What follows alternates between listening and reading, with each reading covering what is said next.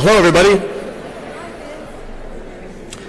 Welcome to our second super session for EIJ, honoring a lifetime of excellence in journalism. I'm Vincent Duffy, and I'm stalling for just a second in the hopes that lights will come up, because at my age, I can't read this script in the dark. We'll see what happens. I'm chairman of the Radio, Television, Digital News Association, and I want to thank you for joining us at the presentation of the John F. Hogan and Paul White Awards. These are RTDNA's most prestigious honors. With these awards, we honor the work and the careers of two outstanding individuals. The John F. Hogan Award honors the first president of RTDNA, which was founded 71 years ago, and the Paul White Award is named for the first president of CBS News, Paul White. Both awards have been mainstays of RTDNA since the 1950s. The Hogan Award honors the recipient's contributions to our profession and his unwavering support of the First Amendment. And the Paul White Award recognizes a lifetime of achievement in broadcast or digital journalism. So to get us started this afternoon, please welcome to the stage the chair of the Radio, Television, Digital News Foundation, Kathy Walker.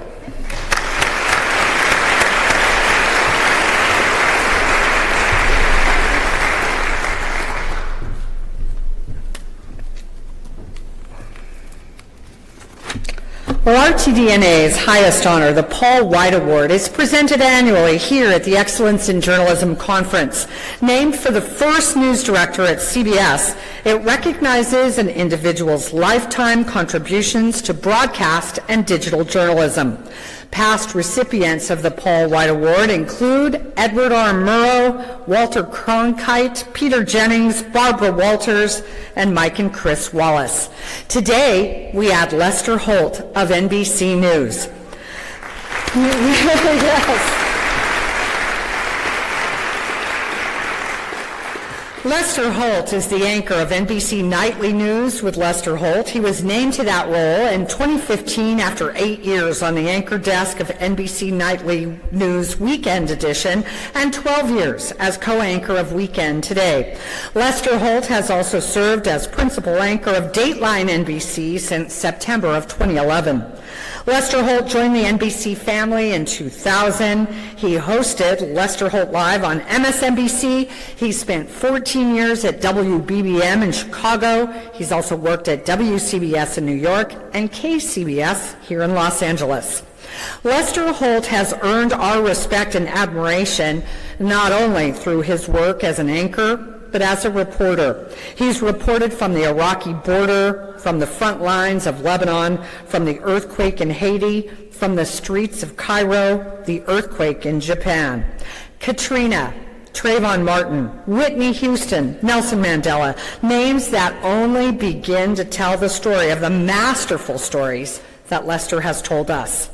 Your voice, your leadership, your lifetime of great work, that's why we are so proud today that Lester will receive this award. I could go on and on and on, but I think you'd rather see what I'm talking about. I'm Lester Holt. Welcome to Newsfront. I'm Lester Holt reporting from New York. Welcome to Today on a Saturday and a Sunday. This is Dateline. Nightly news begins right now. Polls closed, the votes are counted, and it is still too close to call. Rescue workers getting toward ground zero. Coming to you live from Kuwait this hour. Operation Iraqi Freedom, as we say, underway. Fighting continues here in Lebanon. The Haitian people know a little something about resiliency. This crowd is realizing that what they are experiencing now is, in fact, a taste of freedom. You get the sense that if it was just the quake, Japan would have quickly gotten back on its feet, but the tsunami seemed to knock it over the edge. Tough 24 hours, wasn't it? Yes, sir. Here is the mosque where Mullah Omar established the Taliban, bringing jazz back to the neighborhood. It's a living room in an old brownstone in Brooklyn. Everywhere we look, suddenly police were out with guns. They're crouched over this vehicle. Have you ever been afraid of the police? As of tonight, this program has a new name, and I'm honored to say a new anchor. Breaking news tonight in Paris. This was the first thing that went to the door. Exactly. And it's pretty obvious what happened. Desperate families risking it all to flee the horrors of war in their homelands. Why did you come? We are escaping from this. I am a father also. I have 2 children. You understand me? I understand you. When you heard 50 people dead, how did you process that? I want to welcome you to the first presidential debate. I am honored to have this role, but this evening belongs to the candidates and just as important to the American people. I traveled with the president to Chicago just before his formal farewell speech to the nation.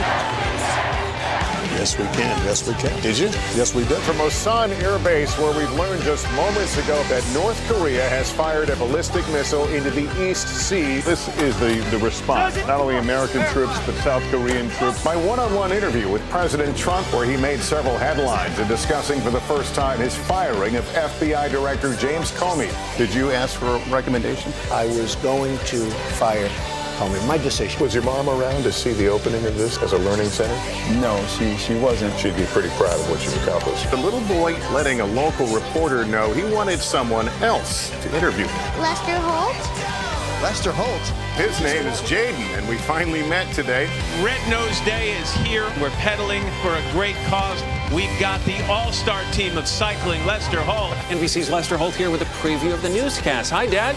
Good to see you, Stephen. The candles, the flowers, the remembrances, another sign of another city healing from the pain of a terror attack. There's more good people than bad people, you know, right? You know that. The devastating storm hitting Texas. Somebody who has been on the ground since before it started is Lester Holt. Look on your face said it all. Yep. 10 years of my life gone. We saw something late today that we haven't seen in days. The sun came out for a while, a much-needed ray of hope in a region suffering from so much misery and despair. It's not just the event of the summer, who knows? It may also be the event of the century. Certified space geek here, can't wait. There's been a lot of talk about who we are as a country, and we will remain at the intersection of this unfolding story to report it. I'm Lester Holt from Hungary, Baghdad, Havana, Cuba, From San Francisco. from Los Angeles, from Jerusalem, Manchester, from our election headquarters, Orlando, Sacramento. For all of us, thank you for watching. I'll see you on TV.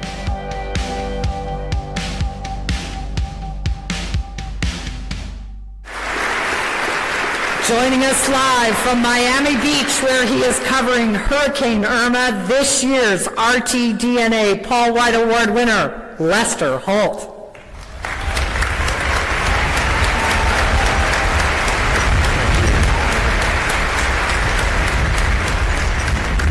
Thank you very much. Thank you, Kathy, for the kind introduction, and Vince as well. I got the radio version of that tape. I'll have to see it sometime. I can't see you, but I did hear the warm welcome, and thank you. This is not exactly how I intended to address you all today. I had actually planned to wear something a little nicer, and oh, by the way, be there. I'm disappointed that I'm unable to accept this honor in person. However, if there is one audience who I was pretty sure would understand the circumstances, it is this one. My fellow news people, this is what we do, and as you are well aware, a big story is developing here in the Southeast, so no apologies for answering the call of duty, but certainly thank you is due for your understanding and your support. And of course to the RTDNA, thank you for selecting me to receive this incredible honor. I also want to pass along my congratulations to Jake Tapper. I'm a big admirer of Jake's work, and Jake, you are quite deserving of the John F. Hogan Award, and my congratulations to you and to the Kaleidoscope winners as well. I have attended any number of lifetime achievement honors and awards programs, and when you're sitting in the audience and you're in your 20s and your 30s, you could never imagine standing on the stage, or in my case, a TV monitor, and being the one receiving the award. After all, lifetime sounds, well, kind of like a lifetime. And though, Lord willing, I am not done yet, and I think I've got some pretty good years ahead, I must confess that upon learning I would receive the Paul White Award, I did find myself seriously pausing to reflect on where I started and where I've landed thus far. And I can say up to this point, it's been a pretty excellent lifetime. I'm blessed by an amazing wife, 2 fine sons, and quite recently a grandson. If I was there in person, I'd be showing you pictures. And I have a job, a career that has fulfilled me beyond anything I could have imagined. In some ways, it's fitting that I'm here in Miami in the hurricane target zone and not there with you, because chasing breaking news is how I started my news career, and it's what still feeds my passion for this business. From a very early age, I knew I wanted to be a broadcaster. At 16, I had talked my way in the door at KCRA-TV up in Sacramento, and I was a gopher and kind of a pseudo-intern. By 17, I was playing country and western records on the radio at midnight, and by 18, I was already looking beyond Sacramento. Let me share part of a letter that I received in August of 1977. This is 2 months after I graduated high school. It says, "Dear Mr. Holt, I was impressed by your credentials. However, it's not exactly what we're looking for at this time. Good luck with your career." That letter came from the program director at a radio station in New York City. The call letters were WNBC, located a floor below where I now anchor NBC Nightly News every night. And if I had a stick mic right now, I'd drop it. I had a lot of drive and a lot of ambition, and everything I learned on the job. I was blessed with amazing mentors and was surrounded by some of the best in the business who cared deeply about the future of our profession and supported me as I learned the ropes and made my mistakes, thankfully without the unforgiving and unerasable peanut gallery known as social media. My rise in journalism was unconventional, from country western DJ to radio reporter where I chased fires and police calls in a tricked-out mobile unit, to dropping out of college. Yeah, I did that. To landing my first TV news job in New York City at the age of 22. But now, 36 years later, I'm still learning on the job and still, as you can see, chasing news. So let me take a moment to share a little of what I've learned on this job. I've learned that we are incredibly privileged to do what we do, to have the access that we do, the front row seat to history and to life's experiences, to have people dependent on what we do, our work, during times of crisis. And I've also come to know that if we're not careful, it can lead to an unwarranted sense of entitlement. But I've learned also how much what we do matters, not just to our audiences, but the people we cover. As I stand here in what in a very short time could be a disaster zone, I'm reminded that so often we step into people's lives in their darkest, most vulnerable moments. And many of them will make news not for what they have done, but because of what they have suffered or witnessed or experienced. And so one of the most important things I've learned is that there is room for compassion in what we do. The nature of what we do means we step into people's lives and then we rapidly step out. Doesn't make us the bad guys, but that's what we do. And then we go on to pursue the next big story. But they're still living it. The people we encountered are still living that story. The people I met in Texas less than 2 weeks ago, walking to the rubble of their property or escaping the floodwaters after Harvey, they're still living it. We owe them respect and compassion during our interactions to help them understand why their stories are important to be told. They're important in part because they awaken all of us to our resilience, our capacity to endure, carry on, and recover. But we also must learn to take no for an answer and walk away, or sometimes know when not to ask. I often ask myself, in those situations, what if that was my mother being evacuated on a bus and that news crew came up to her? Or my children standing in the rubble of their destroyed house? We must treat their stories with care and understanding. Their stories also help us hold government and social service officials accountable. How are they doing in situations like Harvey or what's happening here? And on the subject of leaders and accountability, I'd be remiss to not talk about the fact we've taken some well-publicized low blows from high places about our work labor. Look, we all know that politics is a blood sport, and when you cover it from a ringside seat, as we do, you're often going to get splashed with some unpleasant things. But I've learned we can never be lured into the ring itself. We are non-combatants. Our tone and how we conduct ourselves as we tread the new turf in Washington is important. Be dogged, be unflinching. But in our pursuit of answers and accountability by our leaders, we cannot slide down the dangerous slope of self-righteousness. But also know that we're not a one-trick pony, as many would like to define us as some kind of political instruments. Our importance and our duty goes far beyond politics. You only need to look at the broadcast coverage of Hurricane Harvey, especially at the local level, to appreciate our reach and influence. You know, I went down there and I listened to the radio, I watched local Houston stations, and I was blown away. I was overwhelmed by the enormity of the public service they were doing as they offered critical information, not only about the storm, but at points they were literally becoming a lifeline for stranded residents.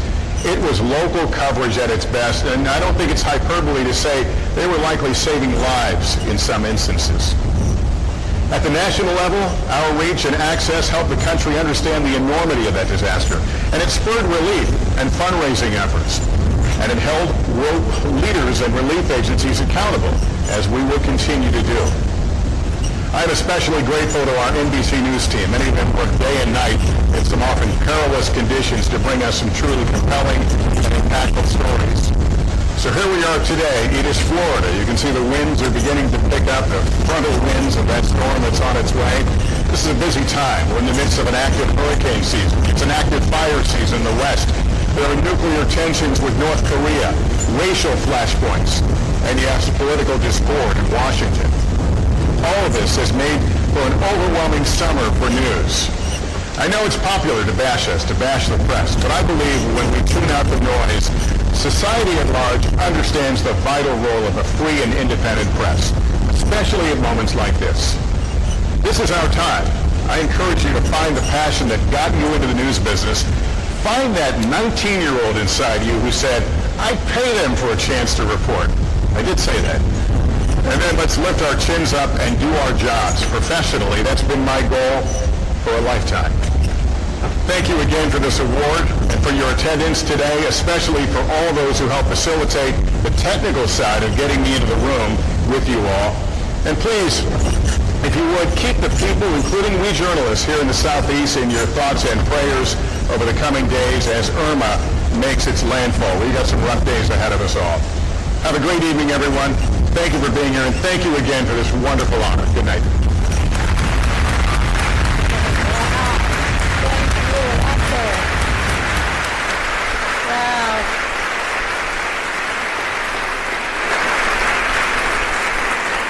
I am awe-inspired. Congratulations to Lester Holt. We're so glad that he could join us from the field. For the next part of our program, please let me introduce retired NBC News correspondent George Lewis, who is here to present the 2017 RTDNA Kaleidoscope Awards. George?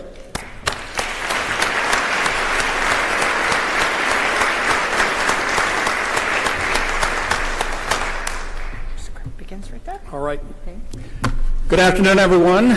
17 years ago, RTDNA created the Unity Award, and though now it is called the Kaleidoscope Award, it still honors excellence in reporting on issues of race and ethnicity, and now also sexual orientation and gender identity.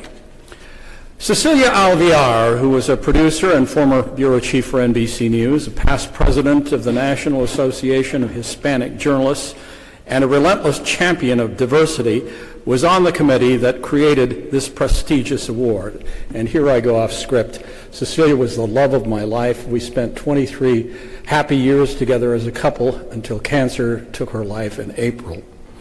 And though she died earlier this year, she paved a powerful path. Today we remember her life and her legacy. A moment to remember a colleague and broadcast pioneer, Cecilia Alvear, a trailblazing Latina who fought for the inclusion of Hispanic journalists in newsrooms at a time when opportunities were few, back in the 70s.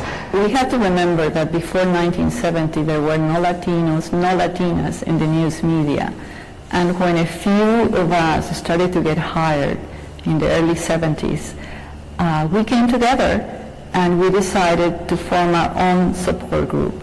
Not only to help ourselves become better journalists, but also to help more Latinos get into the news media, because we felt that it was good for them and it was good for journalism. Cecilia helped found what is now the International Association of Hispanic Journalists. She rose through the ranks at NBC News, running our Mexico City bureau starting in 1982, covering wars and revolutions throughout Central America, producing stories for all of our broadcasts from our Burbank bureau.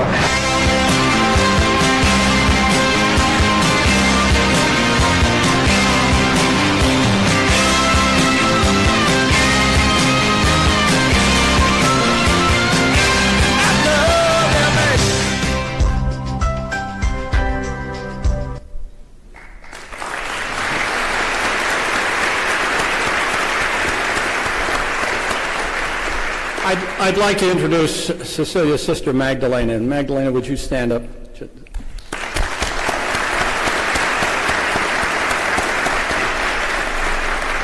We're both very glad to honor Cecilia's legacy as we announce this year's Kaleidoscope Award winners. The winners are. Digital news organization, the Seattle Times, under our skin. Seattle is gentle. You're not necessarily going to encounter extreme hostility. You're going to encounter many layers of subtlety. What that also means is that it's under your skin annoying. If you're talking about race and you're not uncomfortable, you're probably not having the right conversation. Network Radio, CBC Toronto, Canada. Warrior on the court. She raged at the constraints of her culture, especially the restrictions on girls. I was a fighter, always found in the middle of fights, bruised, but that kind of shaped my life. At 12, Tupac discovered squash. She excelled. It was dangerous to leave the house, so her bedroom walls became her squash court. Network television, American Documentary and World Channel, New York City, America Reframed. When I was a kid, I never really thought of myself as an Arab. A filmmaker turns the camera on himself and his fellow Arab Americans. I think that people later on in history are going to ask, what was it like to be an Arab American? My answer, we were pissed off. Our parents brought us here to America for a better life. I wonder, was it all worth it? Large Market Radio, St. Louis Public Radio, St. Louis, Missouri. We live here. Data show when it comes to school discipline, all kids are not being treated equally. In Missouri, this is especially true for black students who get 40% of the suspensions, yet only make up 16% of the student population. My understanding of myself was that I was a bad kid. I had a lot who were pre-K and kindergartners who was like, yeah, I got suspended, me too. And so really you have to begin to say, is the problem the student or is the problem the system? Large market television, TVB Hong Kong, The Pearl Report, transgender in Hong Kong. Gradually, around 30 years old, my parents accepted that even I have transited to woman, I can still perform very good in the society. That I'm not just like dressed as a female, my inner character is just like a woman. Small Market Radio, Louisville Public Media, Louisville, Kentucky. The next Louisville. So if these people were telling you, yeah, I went to court, yeah, I've been trying to resolve this, and you yourself just said you did not believe them because it didn't make sense, why didn't you believe them? I think for the same reasons that because they were poor and black. There are internal biases I have that discounted their lived experience. Small market television, WRIC-TV, Richmond, Virginia. Faces of Recovery. Barbara Harris's heart is overflowing. I have 5 grandkids. Her joy talking about their time together. A far cry from her pain serving multiple jail sentences in Richmond and Riverside. It's only after doing the crime and the time that she was diagnosed with bipolar disorder. And those are the winners of this year's RTDNA Kaleidoscope Awards.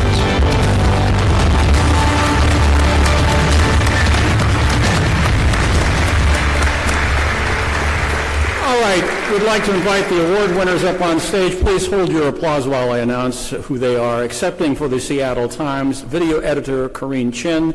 Accepting for St. Louis Public Radio, executive editor Shula Newman. Accepting for World Channel, general manager for television Liz Cheng.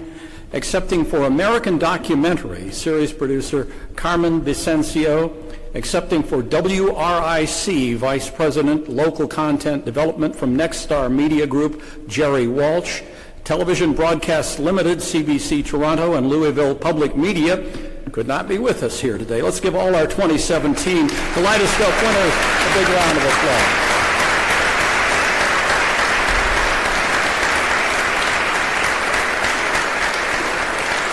And now let me welcome back to the podium the chair of the Radio Television Digital News Association, Vince Duffy.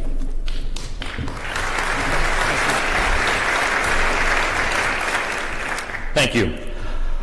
Our next award this afternoon is the John F. Hogan Distinguished Service Award. The Hogan Award honors people who model the principles we stand for as journalists, men and women who serve our craft and defend the First Amendment and know that facts matter. Hogan Award winners are an exclusive group that includes names you'll recognize. Frank Stanton was our first honoree in 1959. We've also given this award to Walter Cronkite, Hugh Downs, Laura Logan, Jorge Ramos, and many more, including last year's winner, Jeffrey Marks. John F. Hogan founded RTDNA 71 years ago and served as our first president. The award that bears his name, again, honors the distinguished service of journalists who make outstanding contributions to our profession and the First Amendment. And we're pleased this afternoon and proud to have members of the Hogan family here with us today. Would you please stand?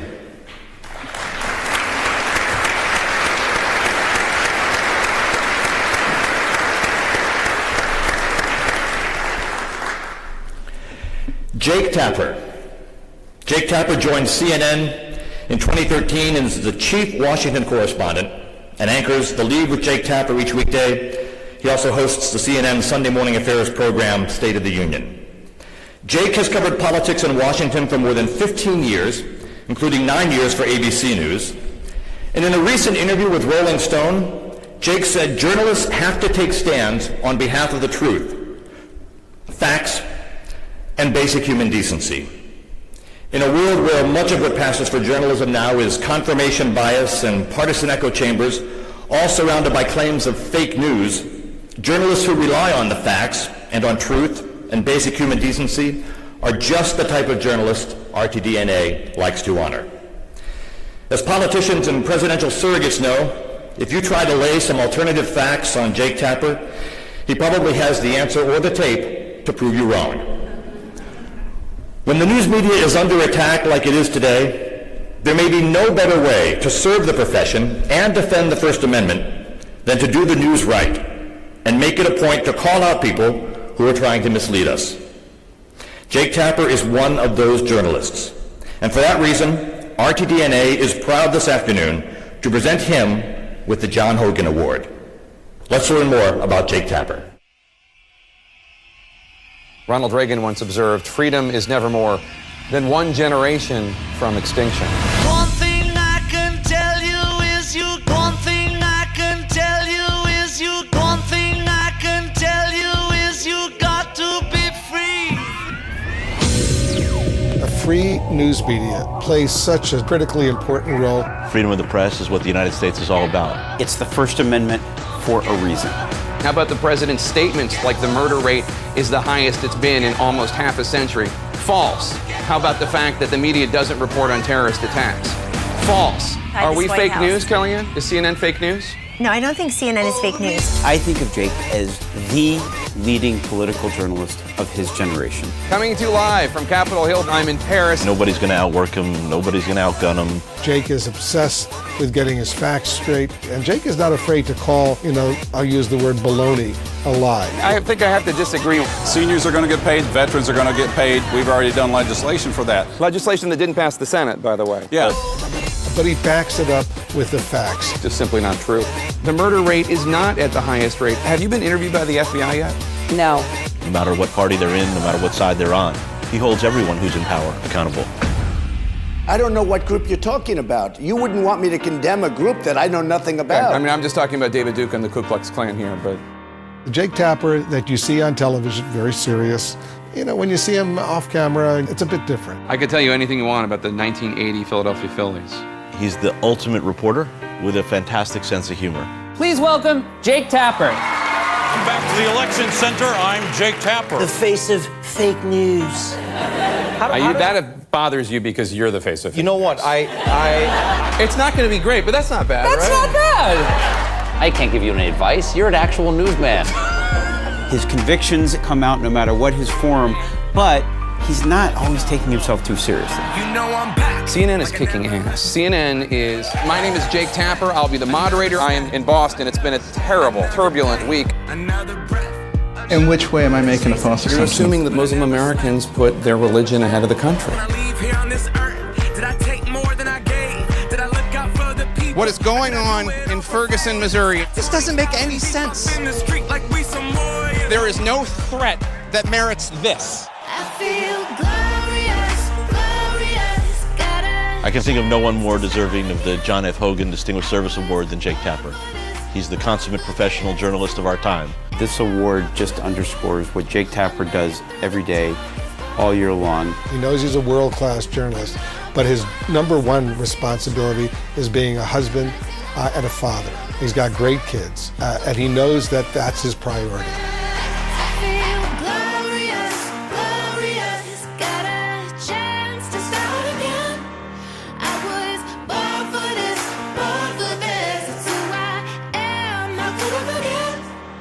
Jake, congratulations on today's honor. There's no one more deserving. Jake, congratulations. Nobody deserves this award more than you do. All of us here at CNN, all of our viewers in the U.S. and around the world are extremely proud of you. Congratulations. A reminder that the president's top aide just told the New York Times that the press should keep its mouth shut. No.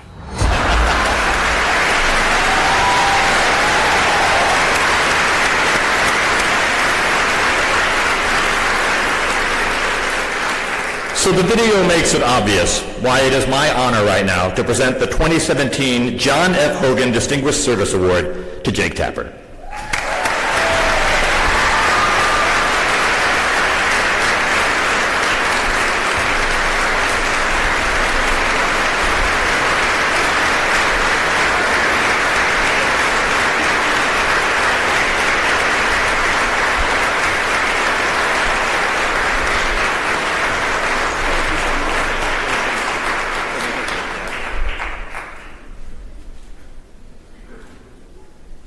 I don't know which one I'm looking at. Like 5 cameras. All right, go ahead. I'm just going to give a gauzy look out there. Thank you so much. What an honor, and what an honor to have the Hogan family here. Thank you. And to Wolf and Jeff and Sam and everybody who participated in that video I did not deserve. Thank you for that. Thanks for the kind reception, and thanks to the RTDNA for this important award named after a very important man.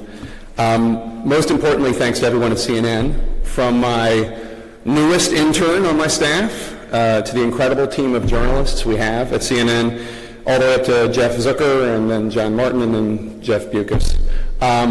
It's great to work at CNN, especially when there are big international or national stories. We have just such an array of brilliant people all over the world, and it's fun as a journalist to be able to go to each and every one of them on horrible stories like this one that we're covering. You saw Lester doing such an incredible job. And let me just say also, I have such admiration for Lester Holt, and he is so deserving of that award. And it's an honor to share this evening even a little bit with him.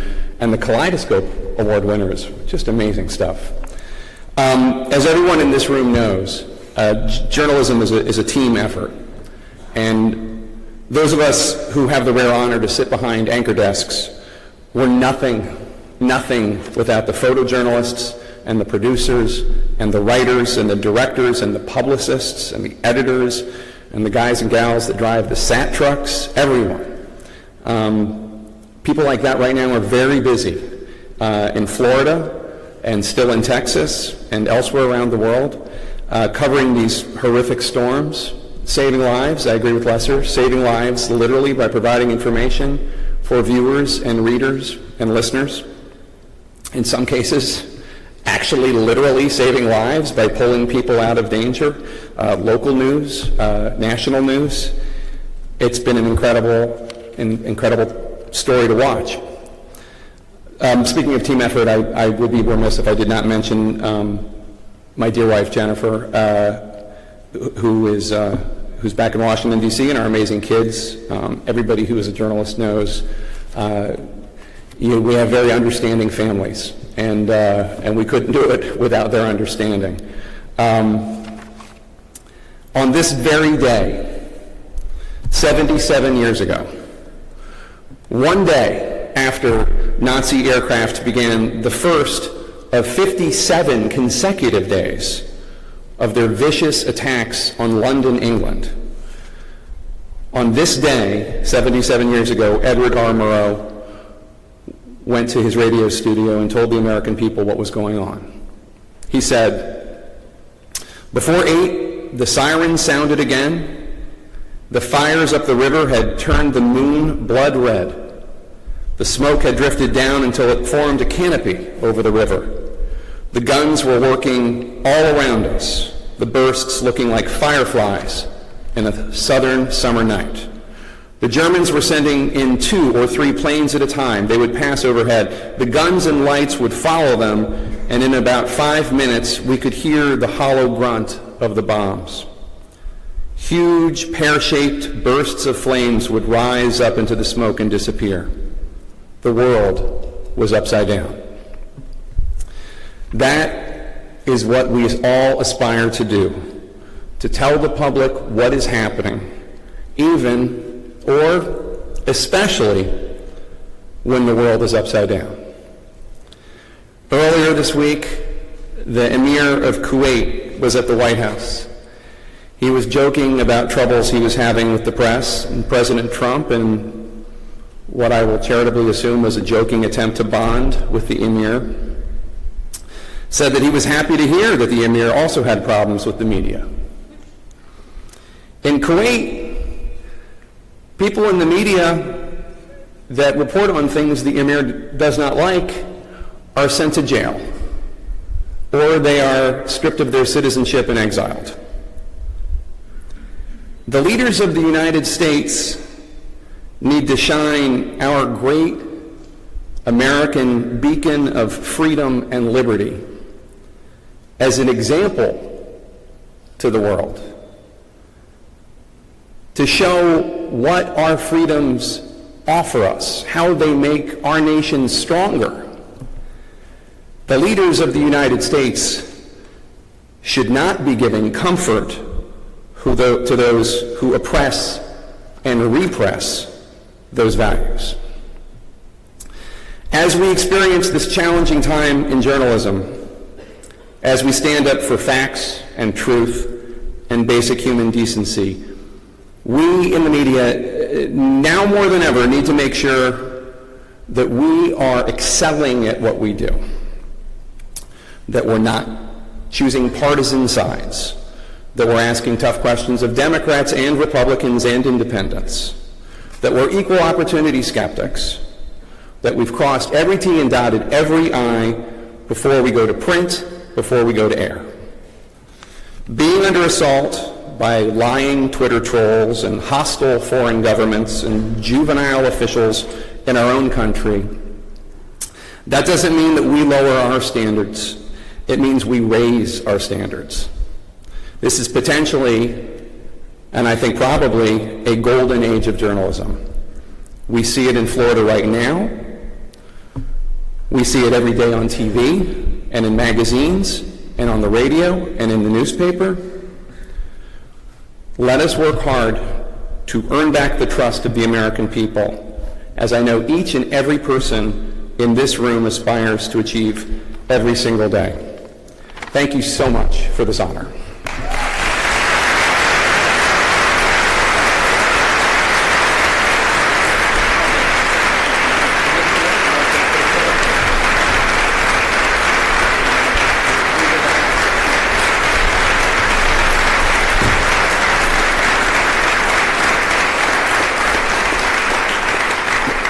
Congratulations again to Jake and Lester and our 2017 Kaleidoscope Award recipients. And thank you everyone for joining us this afternoon for the presentation. I hope that you will join us for a reception honoring both Lester and Jake, as well as our other award recipients. It's sponsored by NBC News and CNN. And we would also like to thank TVU Networks, who is sponsoring the live stream of this event on RTDNA.org. If you don't have a ticket to the event later, you can join us by purchasing a ticket at the door. The reception will be held in the Grand F Ballroom, and it starts at 6 p.m. And thank you very much for joining us this afternoon.